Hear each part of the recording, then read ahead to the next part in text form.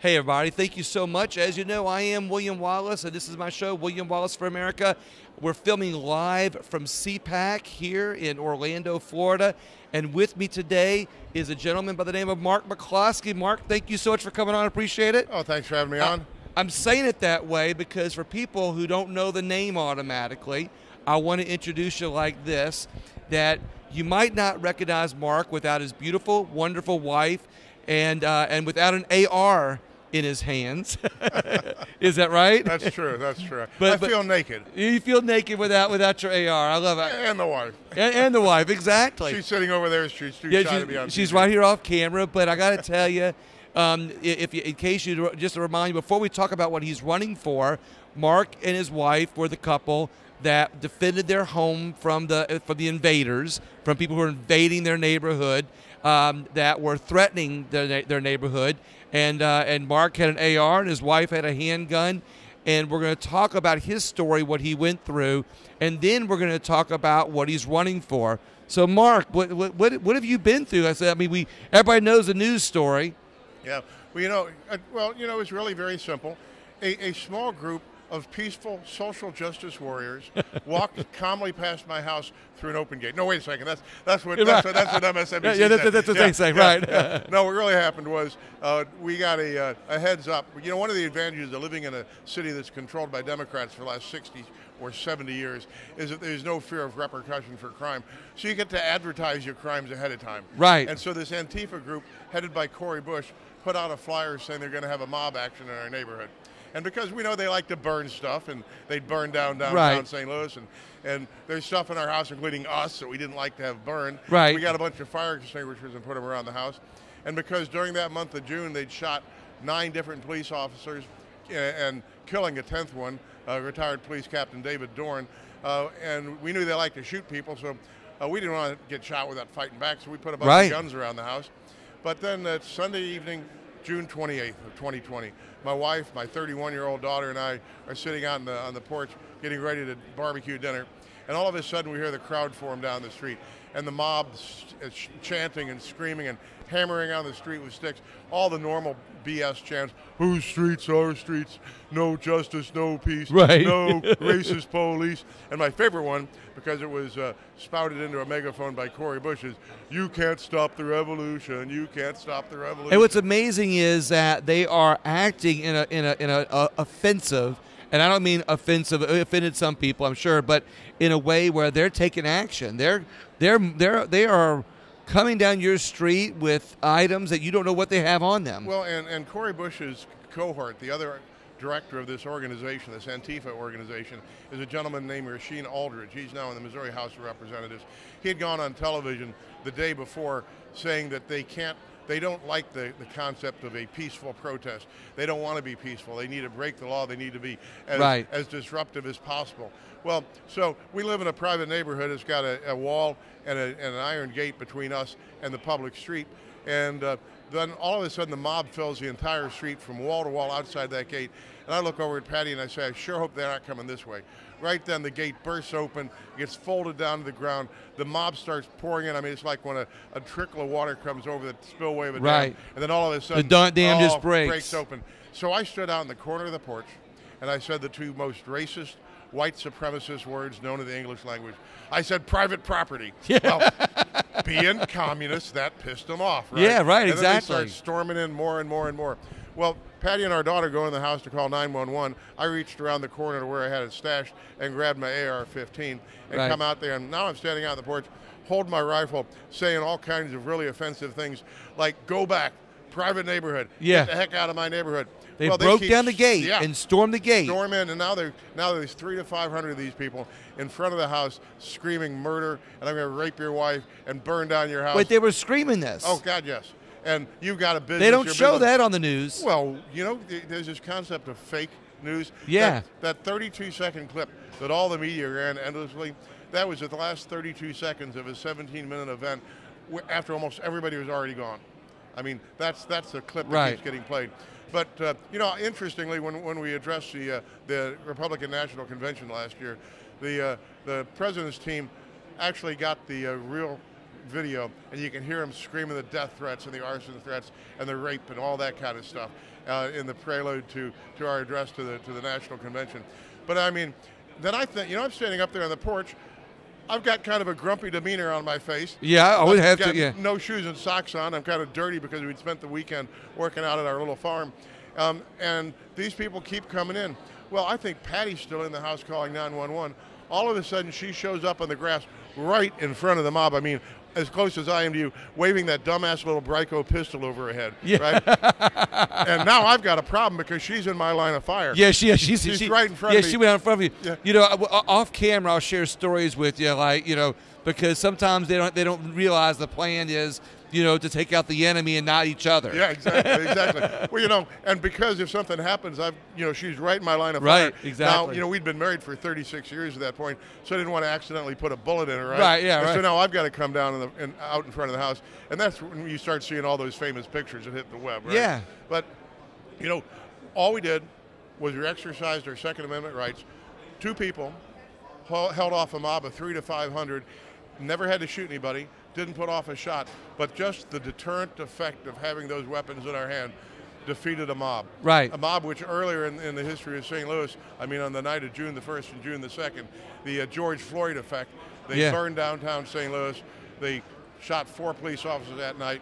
One night, 4 police officers and a 5th killed Captain David Dorn. So, that's the story everybody saw and heard, but what most people don't know is that they came back the next Friday specifically to kill us and burn down the house.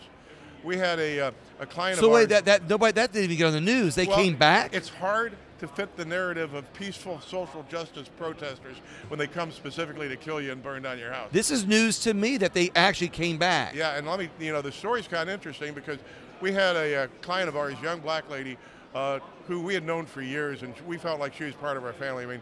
We'd gone to her graduation from college. We represented her, her mom, her sisters. Her husband had been in the Army, and when he got out, he joined the St. Louis Police Department, got depressed, and committed suicide. We were at his funeral. There'd be times when we'd be the only Caucasians at family functions. We really felt close to these people. Well, she calls up that Tuesday morning and says, what you guys did was inexcusable, and you're going to have to die, and they're coming back on Friday. They're going to kill you and burn down your house, and there's nothing you can do about it.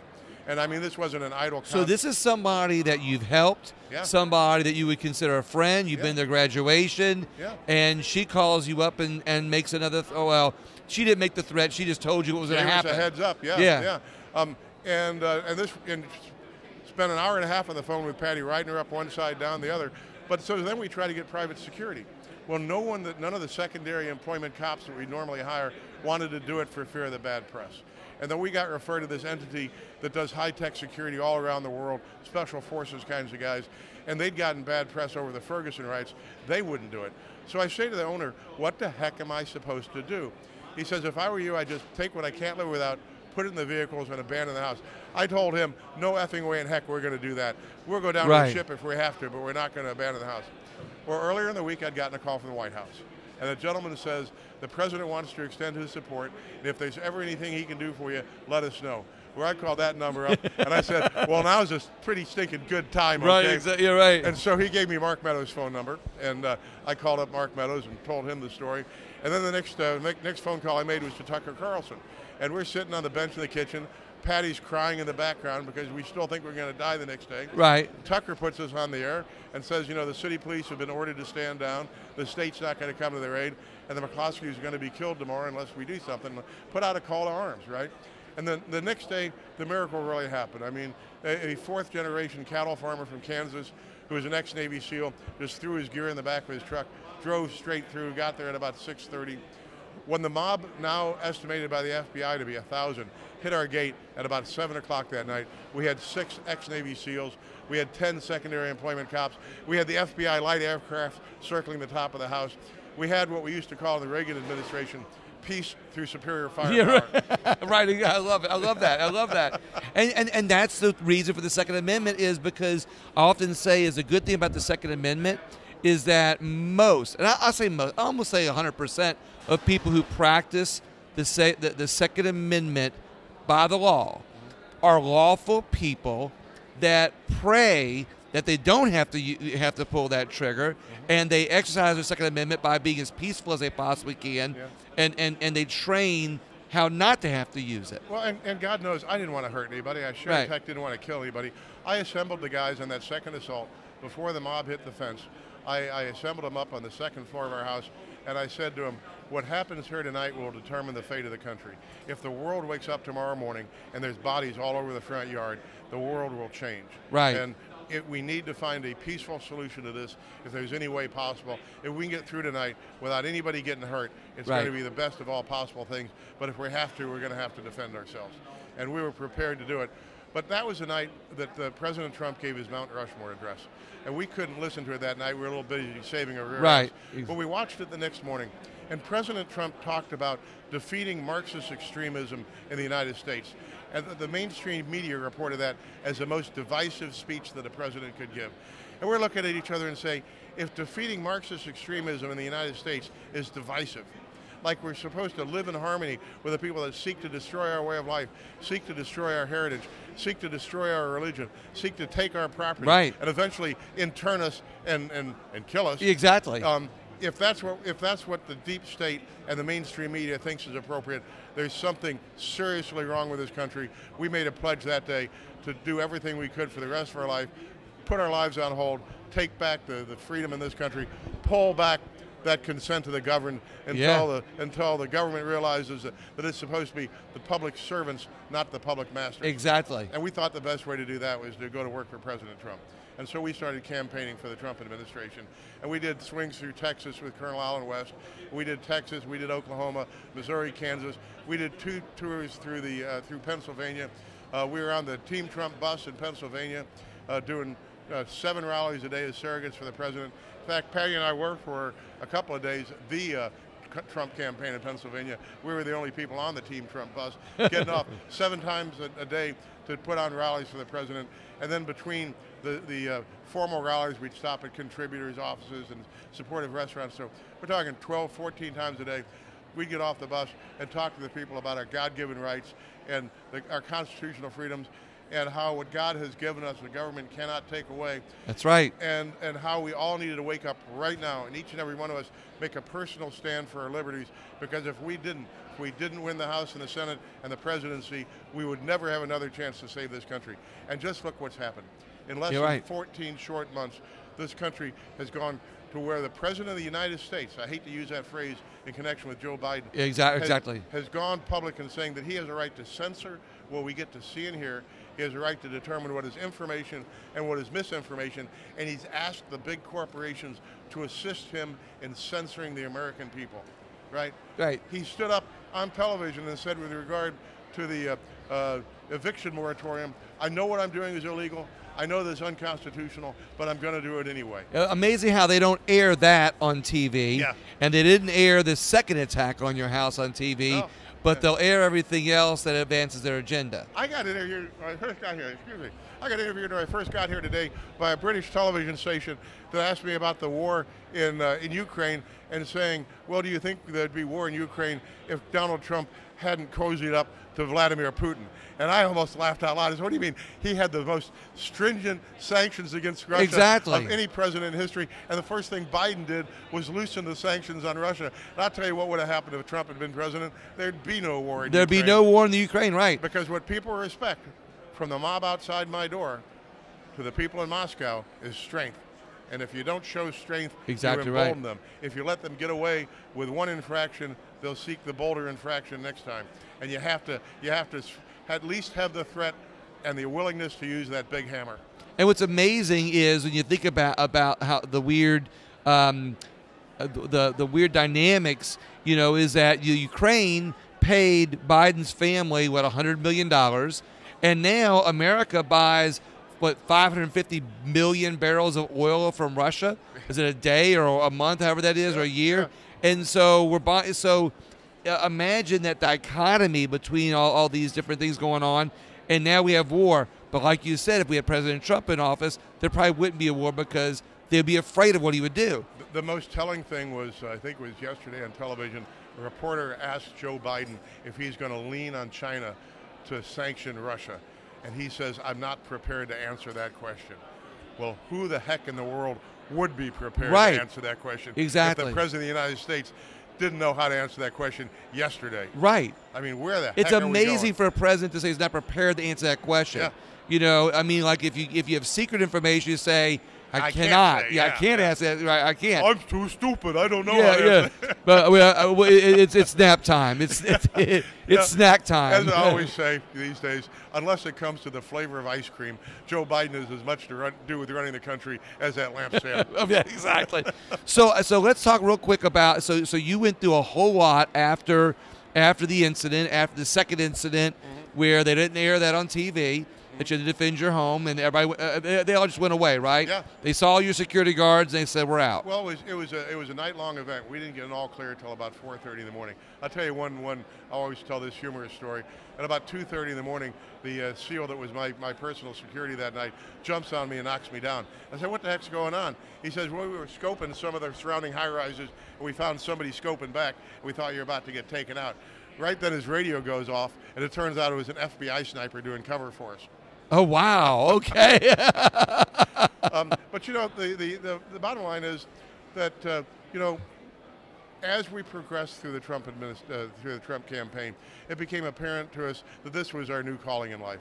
That this was something that God had given to us as a way to give back, and that He had called us to this new occupation, this occupation of trying to save this country. And I still never thought about running for office. We just continued to give presentations on our constitutional rights and our God-given rights, and then people liked hearing what we had to say, and we got invited to Republican Lincoln Reagan Day dinners and made our presentations. And I still never thought about running for anything. Then Roy Blunt announced that he wasn't going to run for re-election, and people started calling up and asking me if I was interested in doing it. And so now you're running for United States Senate awesome from Missouri. But you know, Patty and I are driving up to the state Lincoln Days last spring, and I look over in the car and I say, "Patty, is this really what we want to do?" And she says, "Well, it's not up to us. It's already been decided." That's an amazing story. And you know, you're right. I mean, it's interesting to me that a lot of people say God has a plan. We're all living God's plan. And some people don't believe in the plan. Some people just believe that things happen. I think there's a blend there. I think that things happen for a reason. And you were put into this situation to fulfill not only what God's plan is, possibly His plan, or what His plan for you is, or hey, maybe it's just that you are the tool that is needed to be a part of the puzzle to put our country back in place. Would that be a way to look at it? Yeah, no, and that's exactly the way Patty always puts it. That is that you know, God knows everything that was, is, and will be. Every once in a while, I think it'd be nice if He let me in on it a little ahead of time. Yeah, right. but Patty always says, you know, regardless of how this race turns out, regardless of whether or not I become a senator, this isn't what this is all about. This is a movement to save our country. This is a movement that's bigger than the Senate. This is our very way of life at stake. I say this every night when I'm out on the campaign trail. This is the last chance to save this country. This country has gone so far towards totalitarianism that if we don't pull it back, if we don't take back every right we have in this election and keep moving forward to make every American stand up and demand their freedoms, demand their rights back, this country is going to become totalitarian overnight. And if you ever want to dispute how fragile our freedoms are, how fragile our democratic republic is, just look at Canada. Overnight, right, with a stroke of a pen, Justin Trudeau declares martial law, declares his right to put his political opponents in prison, right, to freeze their bank accounts, to seize their property, to deny them food, water, and fuel. That's right. In the middle of the Canadian winter. I mean, exactly. And that's just not totalitarianism. That's evil. That's evil. That's cruel. That's socialism. It's communism. Wanting to make your political adversaries suffer, right, and die if need be. And don't doubt that our leaders in D.C. right now are just salivating for the opportunity. They're not studying his plan. Yeah. On how he did that. I mean, you know, they shut down all their GoFundMe accounts also. Yeah. You know, and that's what I find interesting. And GoFundMe just wanted to steal their money, right? Right. $11 million that got donated. GoFundMe says, "Well, we don't like your politics, so we're going to steal your money and give it to our charities." Exactly right. And that's exactly right. And now nobody. So what amazes me is how many people in our own country, Republicans even, will say, "Oh, you are talking all that conspiracy talk. Our freedoms aren't at stake. You know, our liberties aren't at stake. You know, our Second Amendment rights aren't at stake." And I point to, and we can point to your situation and say, we can point to Canada's situation on a bigger scale and say, no, they are. But I always tell people, if you don't see this as attacks on our freedom, all these news stories, then just look at our national debt. Yeah. Our national debt has increased, more in the last 10 years than it has in the last 200 years. Yeah. And if that and debt is an attack on freedom. Well, and then just think about the coercive arm of the executive branch, the Department of Justice and the FBI. They're currently being used just like the KGB as thought police to enforce the policies, the political policies of the ruling party, and to punish and imprison the people that they disagree with. Out of the 350 to 500 people that crashed down my gate, threatened my life, threatened to burn my house, rape my wife, kill my dog, not a single one of them has done a day in jail. But we still have over 80 people rotting in solitary confinement cells in D.C. for crimes of trespass or parading without a license. What do you call people that do now 13, 14 months in jail with no hope of a trial in the near future in solitary confinement for trespass? You call those people political prisoners. What do you call a government that holds political prisoners? You don't call that a democratic republic. Exactly right. I did an interview about a month ago with a pastor in Louisiana, and he did not close his church during COVID. Mm-hmm. He kept reopening it, so they kept arresting him, and he's been arrested like 13 or 14 times for simply opening up his church. Yeah. And now he cannot leave the parish without the sheriff's permission, and he has no trial dates. Yeah. So basically, they're doing the exact same thing to him. He can't. He's basically secured or in prison in his own county. He's not house arrest. He's in the parish arrest. Yeah, we have parishes in Louisiana, right? Yeah. So he's in parish arrest. Can't leave without permission, and that in itself is a loss of freedom without being given his due rights. So let's, if you have, I won't interrupt you, but I want to find out what your key points are that you're running on that you want to do to help not only protect our freedoms and liberties in our country, but be able to help improve our country and be able to bring it back to a sense of freedom and liberty. Well, the primary things that affect your liberty are the economy and the security of borders and your safety from crime. I mean, those are the three things that this government is intentionally undermining for the purposes of manipulating and gaining more control. We have the worst inflation in 40 years. Why? Because the government is spending money, while at the same time crippling the economy through closing down oil and gas pipelines, imposing regulations, prohibiting drilling on government property. We went from energy independence to now, as you mentioned earlier, having to buy 230,000 barrels of oil a month from somebody that we want to go to war with. Right. Germany gets 50% of its energy from Russia. All of Europe, on average, gets 40% of its energy needs from Russia. And then you wonder why maybe we have a hard time enlisting their support in a war against Russia. Exactly. And Putin owns the oil company. Yeah. Well, a young lady was being interviewed on Fox this morning about why the internet is still up in Ukraine. And she says because the Ukrainian internet is owned by the Russians, and they don't mind continuing to make money off of us while they take over our country. or be able to say, give up your arms, right? Yeah. Well, but then you've got crime rampant in the streets. You've got this culture of lawlessness. I mean, when we were kids, and even today, even if you can get away with it, are you inspired to go and just break out a store window and steal all the Nikes you can steal? Right. And yet, not only is that no longer considered evil or immoral or just socially wrong, our government encourages it. We've got people like the Vice President of the United States that encourages it, who says in connection with the riots, the Rodney King riots, not Rodney King, a couple of decades left there, yeah, exactly. the George Floyd riots, that the riots aren't going to stop and they shouldn't stop. She advocated that whilst condemning the January 6ers as terrorists and insurrectionists. Exactly. I mean, I still don't. I'm still not convinced that all of them, or at least some of them or all of them, were not, part of a conspiracy plan. Government stooges. Yeah, exactly. Well, I mean, obviously, you see these guys egging on the protesters, and you see the Capitol Police opening the doors and escorting people in. Right. And and yet, the truth has never interfered with the deep state or the mainstream media's view of things. And now look, I don't deny that January 6th was wrong, but I don't think that it was, I don't think that it was committed by all of a bunch of right-wing conservative-minded Republicans. I don't, I think there are more than enough, people on the other side of the fence that kind of egged it on, if you will. And just for the sake of argument, let's say that every single one of those people on January 6th was a card-carrying Republican and a Trump supporter. They didn't kill anybody. They didn't burn anything. Right. They didn't even spray paint anything. Compare that to the George Floyd riots with billions of dollars worth of property destroyed, dozens of people murdered, houses, buildings, federal buildings destroyed. Think about Inauguration Day for President Trump and the riots that happened all over D.C., which were much worse than the riots on January the 6th. Right. And nobody gets arrested. Nobody goes to jail. The mainstream media doesn't care. In fact, they think it's justified because, after all, it's Donald Trump that they're protesting against. Right. So anything they do is justified. Exactly. But Patty and I have been down to the Texas border, and we've seen what's really going on down there. And it's so much worse than you can possibly imagine.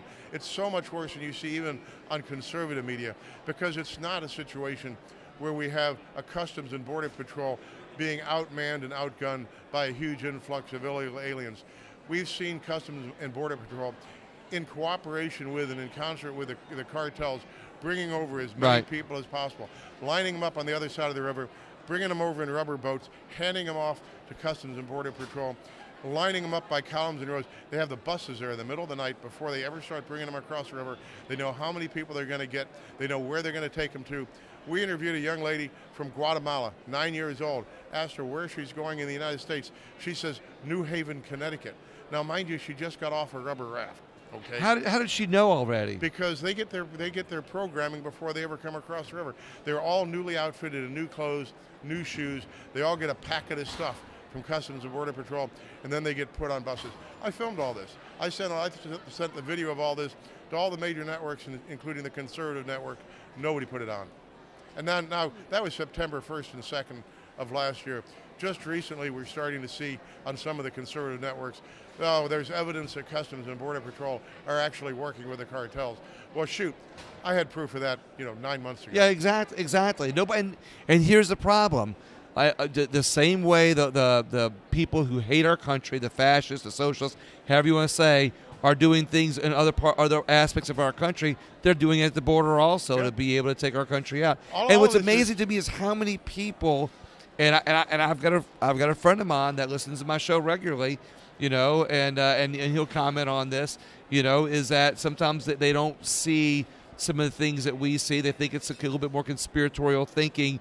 However, I like to tell people that if you just start researching and looking at some of the things, you might see some other information that at least lets you open your eyes a little bit, that there are other aspects going on other than what we hear in the mainstream media. Yeah, and why do you suppose it is that the mainstream media has used that phrase conspiracy theorist for so many decades? Because it makes the people who are talking about other facts or other information makes them look crazy. Yeah. So people like some other people I know will say, oh, that's a conspiracy thinking. Right. And so the midline is constantly being moved to the left. And if you're not within 1 or 2 degrees of the midline, the accepted doctrine, you're called an extremist or a radical, and that's so you can be sidelined. Exactly right. That's what I'm talking about. Yeah. I mean, look, I've got a friend of mine who has 600 acres on the border of Texas, Mexico. And he has told me firsthand accounts. He's got video. He can show me on his phone videos of the coyotes bringing in. Like, he showed me a video, coyotes bringing in 20, 30 little girls across, through the barbed wire. Yeah. I mean, so it's going on, and human trafficking is a bigger market than drugs.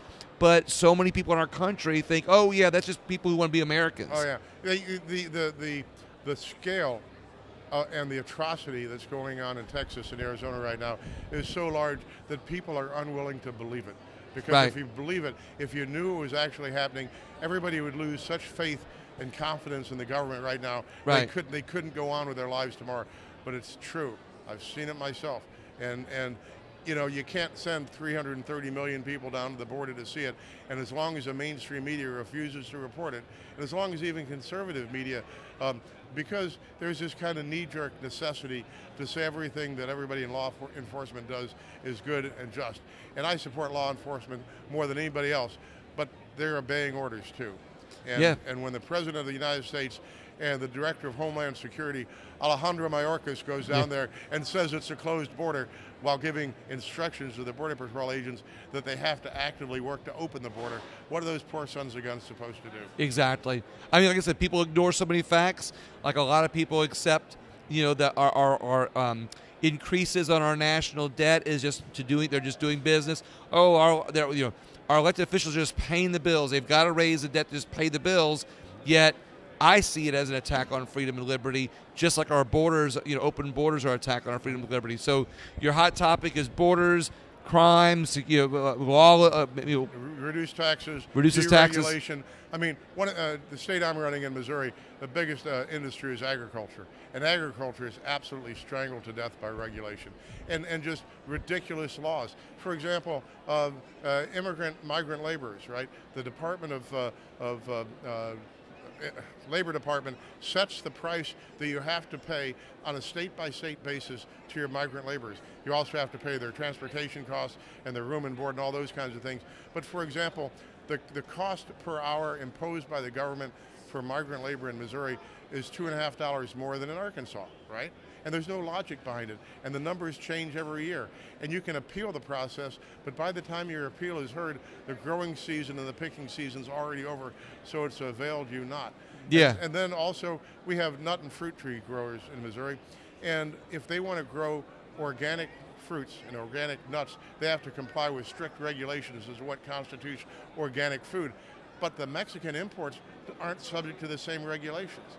And so the Mexican product has an unfair advantage. Or I was talking, I'll go on for hours about this, because every aspect of the agriculture industry in Missouri is being strangled to death by federal regulations. Beef industry, for example, cow and calf farming. In the old days, up until recently, there was mandatory country of origin labeling on meat, so that you could tell whether your beef was grown in this country or imported from Africa or from the third world. Or now we see a lot of our food being exported overseas, where they process it overseas and then they ship it back to us. And now there's only 4 major meat packing companies in the United States of America, and the Chinese own at least one of them outright. And so here we are dependent upon the Chinese to provide the meat for our tables, literally the meat for our tables. And 25% of all the soybeans grown in Missouri are sold to China. And you know, if you doubt that the Chinese are the greatest threat to the integrity of this country and the future of the free world, you're just fooling yourself. And if we continue to say what we've been saying in the 21 years now since China was allowed into the World Trade Organization, that we will grow them into democracy, the opposite has been true. We have grown them into the greatest threat to democracy the world's ever known. It sounds to me like you're just like the average American in flyover country, as they call it, that wants to just do the right thing by the country and right thing for our people, to be able to not only rebuild our country back to the great power that it was, you know, and I don't just mean militarily, I just mean economically, for the people to prosper in our country. But it sounds to me like you really care about your state also. Well, you know, every question can be answered with 2 other questions, and that is, number 1, is it in the best interest of the American people? And number 2, does it tend to increase individual liberty and decrease centralization of power? If the answer to both of those questions is yes, then it's a good policy. If the answer to either one of those questions is no, it's something I can't support. So I got 2 last questions for you, so we wrap it up here in a minute. One, is it on your radar that foreign countries are buying up a lot of our farmland? Yeah, and one of the guys that I'm running against for Senate in Missouri was advocating selling farmland in Missouri to the Chinese, right? They sponsored a bill to do so. But, and I'll go one step further, because I'm kind of harping on my agricultural bent today, but University of Missouri has a very good agricultural program, but it's populated mostly by Chinese nationals, who are then learning advanced agricultural techniques and taking them back home to China. everybody always said the Chinese can never take over America because they can't feed their own population. So what are we doing? We're training them how to feed their own population. Right. And on our ground, using our land, selling our tax dollars, selling them our land. And actually, China is one of the largest, one of the top 3 countries that are buying up land in our country. Yeah. You know, but you also have the Middle East is buying up a lot of land in our country, as are the Dutch, I think it is. Well, you know, in 1917, Vladimir Lenin said that the capitalists will sell us the rope we hang them with. Oh, wow, that's amazing. So one more question. Well, actually, I have 2 more quick questions. One is I like to ask everybody, what is it about our country that it makes it not only the greatest country, you know, but also the greatest thing that we can unite on? Well, you said there's 2, but now I ask there's 1. But go ahead. All right. This is what I say, and I've said this since I was a teenager. This great experiment in freedom, this United States of America, was the first time in the history of the world where a government was created from scratch, and our seminal documents, our Declaration of Independence and our Constitution designed specifically to protect the people from the power of government rather than giving government over the power of people. And I'll take the time to recite it here. The Declaration of Independence says, "We hold these truths to be self-evident, that all men are created equal, that they're endowed by their Creator with certain unalienable rights, that amongst these are life, liberty, and the pursuit of happiness, and that to secure these rights, governments are instituted amongst men, securing their just powers from the consent of the governed." And that's the basis. That's what makes this the greatest country on earth, because we are from the very beginning, from the get-go, a country which is ruled by consent of the governed. And if we can grant the government that power, we can pull that consent back and make the government behave. And that's what this government is terrified about. That's why this government has a new DOJ task force to identify and track people that resist authority. Right? Wow. I mean, and you did not resist authority, though. You obeyed authority. The others that were attacking your home were the ones who resisted authority. Well, as I said at the Republican National Convention, it's a totally upside-down world where the government in St. Louis, the government in so many big cities where George Soros has funded the prosecutors, prosecution views its job as protecting citizens against protecting criminals against honest citizens instead of protecting citizens against criminals. Good point. How can people get a hold of your campaign, find out more about your campaign? It's McCloskey for Senate, that's F-O-R, McCloskeyforSenate.com. We need all the help we can get. We have just a groundswell of grassroots support. We have many more individual contributors than my competitors, but we don't have any fat cat billionaires giving millions of dollars to super PACs. What we just have is a broad response from the average God-fearing, hard-working Missouri citizens, and that's what I want my campaign to be. I want to represent the average human being, the average Missourian. I want to be a person that can go to D.C., kick some rhino butt, work for the freedom and safety of this country. And you know, Einstein's theory of insanity was trying to do the same thing over and over and over again but expect a different outcome. So if you like the way this country's headed, if you like the status quo, then go and vote for a traditional candidate, because don't expect any significant change. But if you want to see some real change, you know, you need somebody that's going to go to D.C. who's not afraid to risk everything, to risk his life, to risk his economic status, to risk his social status, to do what's right and to stand up for the American people. And I've dedicated the rest of my life to doing exactly that. Mark McCloskey for Senate. I want to thank you very much for your time on this show. I appreciate you very much. And again, once again, thank you for your time. And everybody else, you heard it.